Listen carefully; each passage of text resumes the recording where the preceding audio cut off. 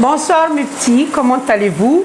Voilà la quatrième bouclette qu'on travaille pour bien maîtriser l'examen et pour avoir, Inch'Allah, les 50 sur 50. Cette bouclette commence par le texte intitulé Toutankhamon à Paris. L'exposition Toutankhamon, le trésor du pharaon, n'était pas encore ouverte à la Villette à Paris, qui déjà 180 000 billets étaient vendus. Ils ont vendu un grand nombre de billets pour que les Parisiens et les Français viennent voir et assister à cette exposition qui renferme les trésors du pharaon. Des pièces jamais sorties de l'Égypte sont pour la première fois exposées en France.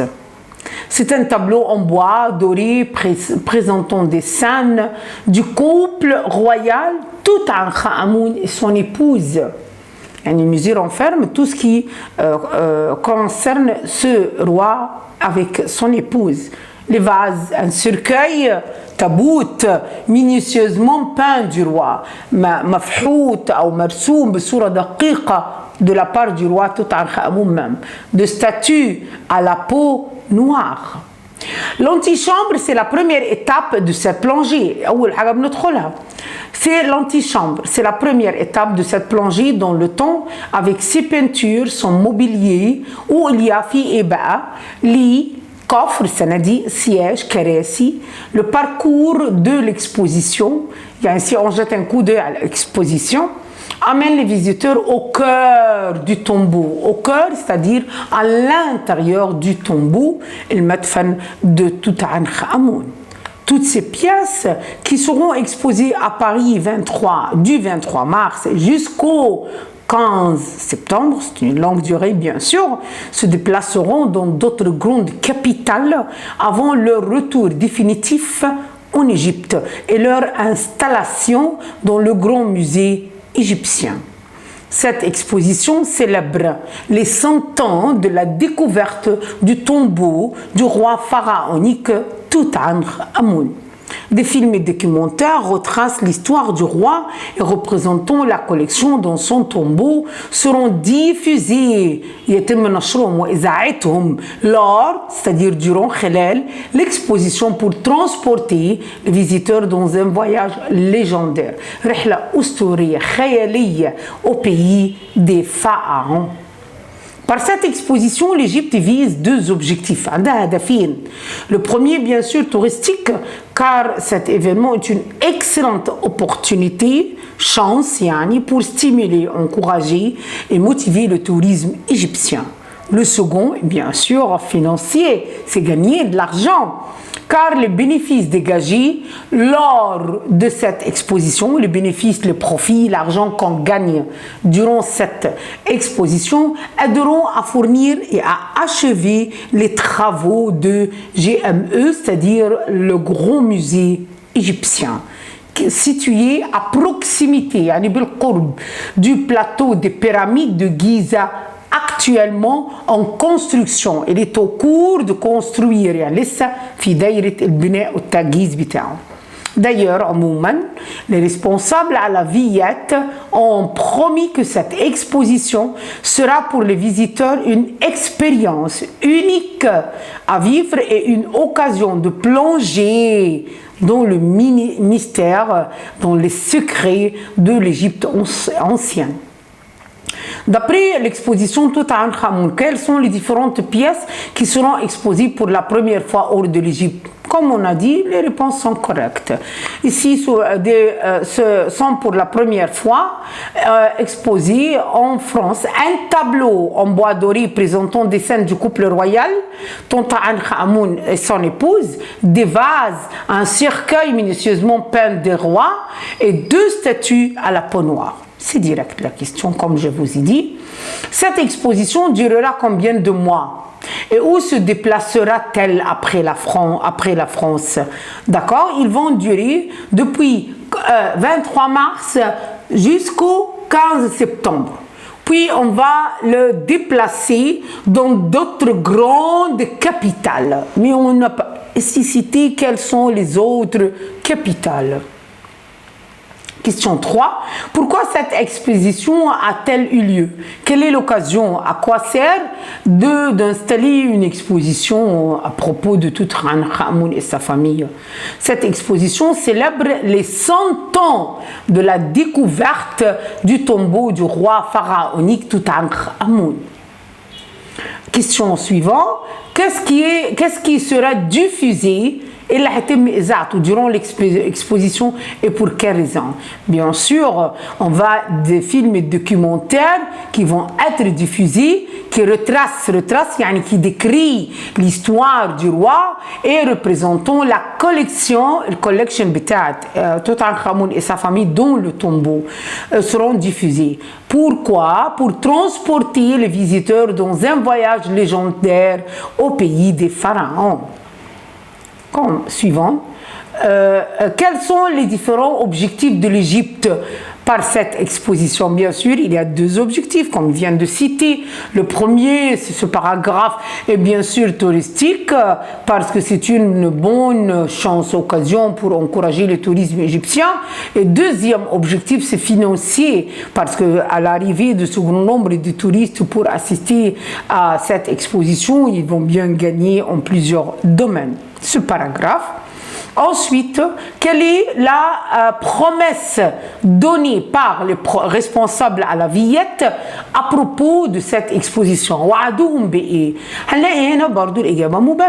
Les responsables ont promis que cette exposition sera pour les visiteurs une expérience unique à vivre, une occasion de plonger dans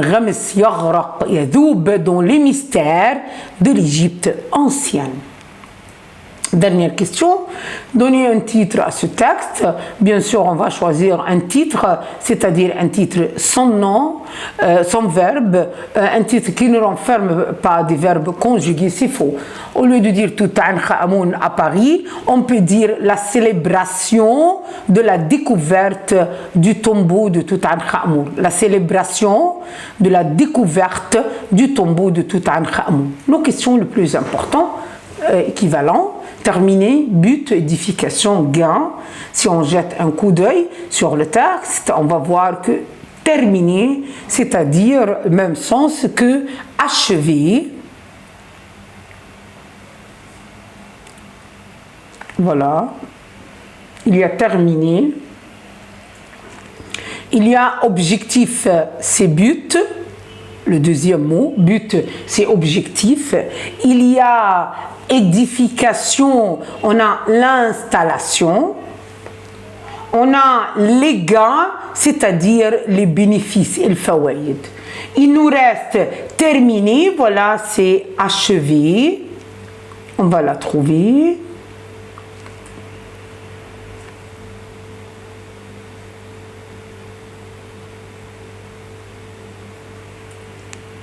Première place avec son premier, le premier mène au Casa, ils sont exposés, se déplaçant.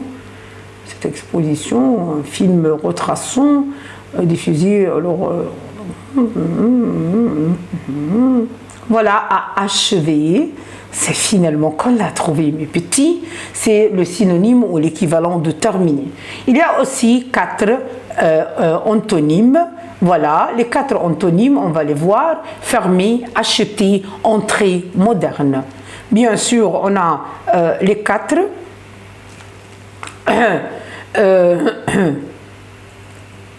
On a premièrement fermé, c'est ouverte. Acheter, c'est vendu, comme vous voyez. Entrée, c'est sortie. Des sorties, des pièces sorties de l'Égypte. Et moderne, c'est tout à fait à la fin du texte ancien. Comme vous voyez, c'est très simple, mes petits. Ensuite, on va commencer la deuxième partie de l'examen, c'est toujours le roman. Qui êtes-vous? Dites-moi, qui vous êtes? Je suis le numéro 27. Ne me laissez pas seul, j'ai besoin de parler avec quelqu'un. Qui était le prisonnier qui a communiqué avec Dantès au château? Bien sûr, cet extrait est du deuxième chapitre. C'était bien sûr l'abbé Faria. Que savez-vous de lui? L'abbé Faria, c'est un homme qui travaillait secrétaire dans la famille de Spada. Et cette famille était famille des hommes de la religion. Lui aussi, il était un homme de la religion. Il restait avec cette famille jusqu'à la mort d'abord du cardinal Spada, puis la mort de son neveu, petit Spada, et c'est lui qui a pris le bréviaire, Kitab al-Salawat, où se trouve le trésor du cardinal Spada qu'il a enfermé dans un endroit inconnu, et c'est lui qui a donné le plomb à Dantès, qui renferme l'endroit où le cardinal avait enfermé son trésor. C'est pourquoi cette personne est très essentielle et le nerf sensible. Comment ce prisonnier a-t-il changé la vie d'Edmond et comment jugez-vous le comportement de Dantès? Bien sûr, ce prisonnier, l'abbé, a joué un très grand rôle dans la vie de Dantès. C'est lui qui lui a appris plusieurs langues, qui lui a informé par tas de connaissances en plusieurs matières scientifiques, parmi lesquelles les maths, les sciences, la littérature, plusieurs langues, ainsi de suite.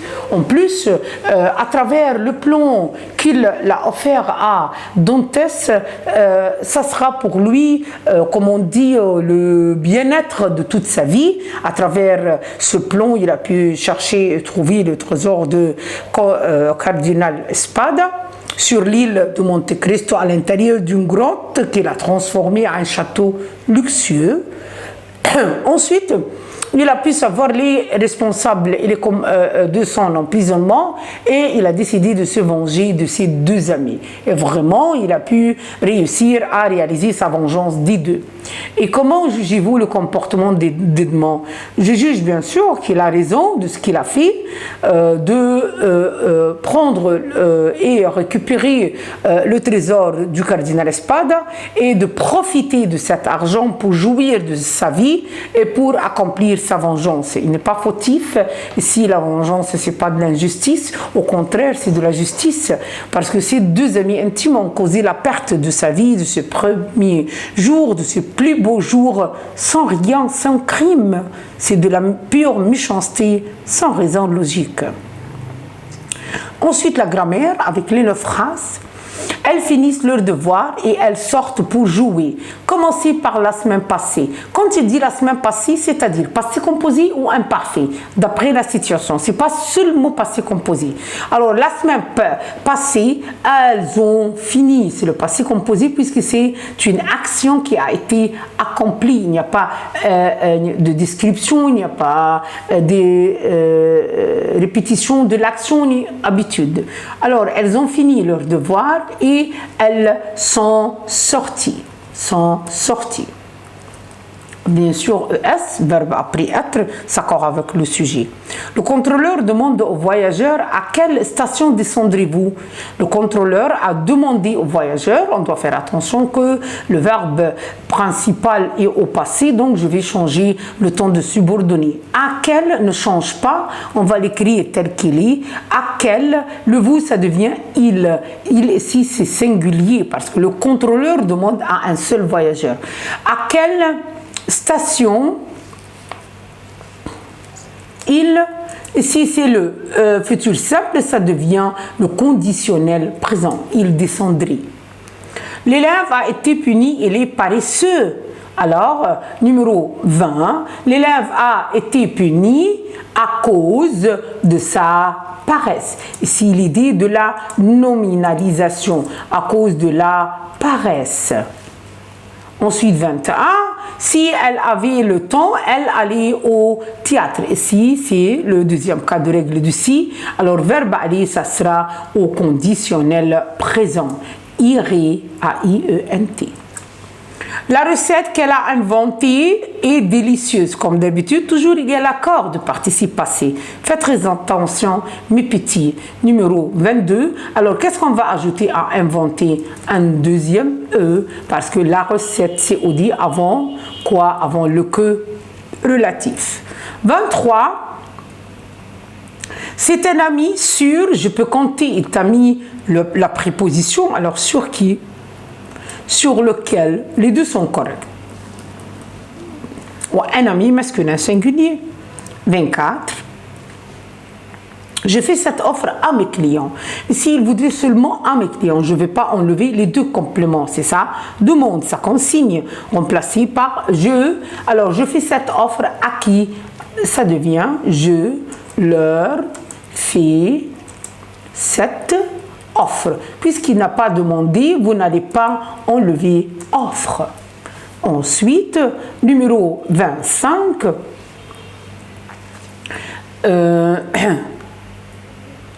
La chute de la pluie émerveillait mon ami. Commencez par mon ami, comme c'est clair, c'est la voix passive. Alors, mon ami était émerveillé, faites attention, mon ami féminin, était émerveillé par la chute de la pluie. C'est très simple. Numéro 26. Sa mère lui adressait des conseils, mais il demeurait irrésolu. Irrésolu, يعني مش عارف يقرر. يبقى malgré opposition groupe nominal, malgré les conseils de sa mère, virgule, il n'y a rien à changer dans l'autre phrase, il demeurait irrésolu. C'est fini la grammaire, mes petits, on va commencer comme d'habitude deux sujets d'expression écrite. Le premier, le succès n'est pas le fait du hasard, mais le résultat, la conséquence de l'effort. Expliquez cette pensée à l'aide de quelques exemples. Vous pouvez parler de quelqu'un qui a fait beaucoup d'efforts pour réussir, pour arriver à avoir un grand poste mondialement, comme Magdi Aoub par exemple, comme Ahmed Zouil.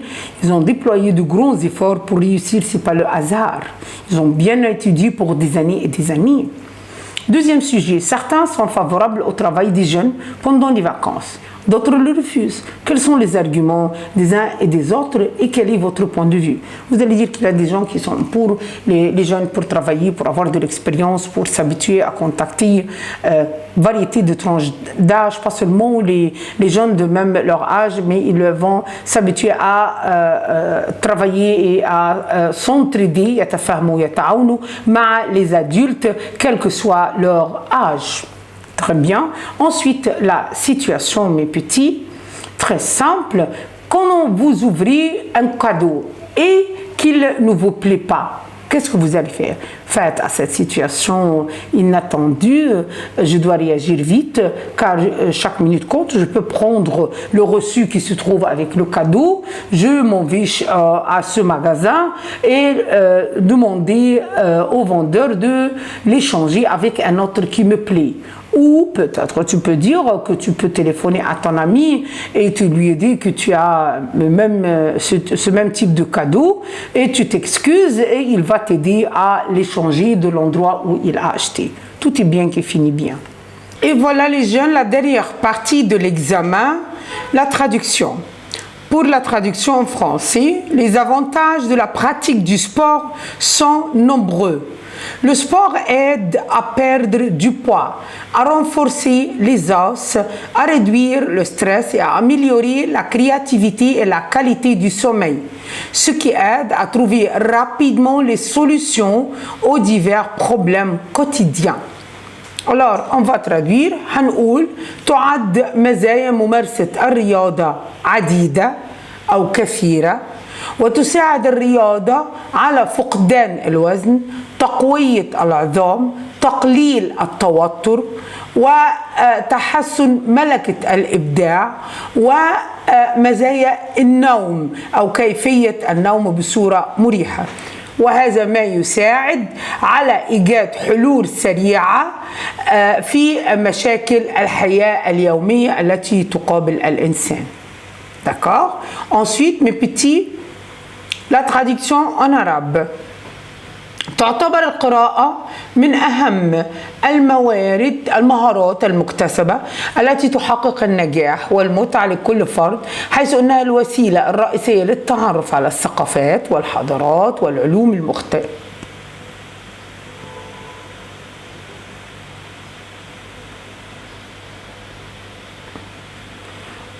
على الثقافات والمتعة لكل فرد، حيث أنها الوسيلة الرئيسية للتعرف على الثقافات والحضارات والعلوم المختلفة، وهي مصدر أساسي للنمو اللغوي للفرد وتطور شخصيته. Si on commence à traduire, on va dire la lecture est considérée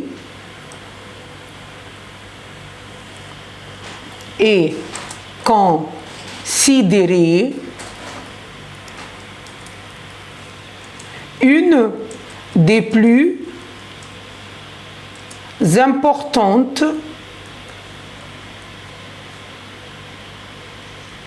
من أهم المهارات importante performance acquise مكتسبة d'accord acquise que التي تحقق النجاح qui réalise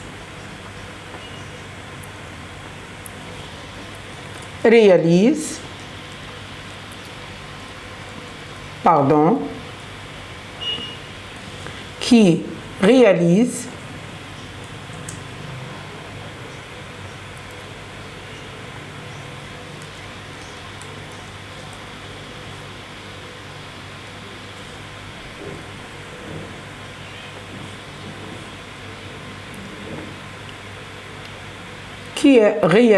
la réussite, qui réalise la réussite,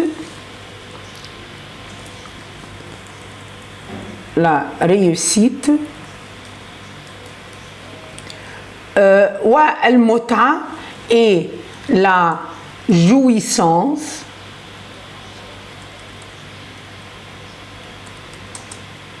à chaque individu, le كل فرد, à chaque individu, d'accord, à chaque individu, حيث إنها الوسيلة الرئيسية, parce que c'est le moyen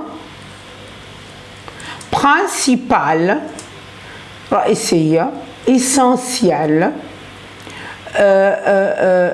للتعرف pour connaître les cultures, virgule, الحضارات, les civilisations et les العلوم المختلفة différentes et les différentes sciences. Point. هي مصدر أساسي. C'est une source principale, essentielle, d'accord, pour le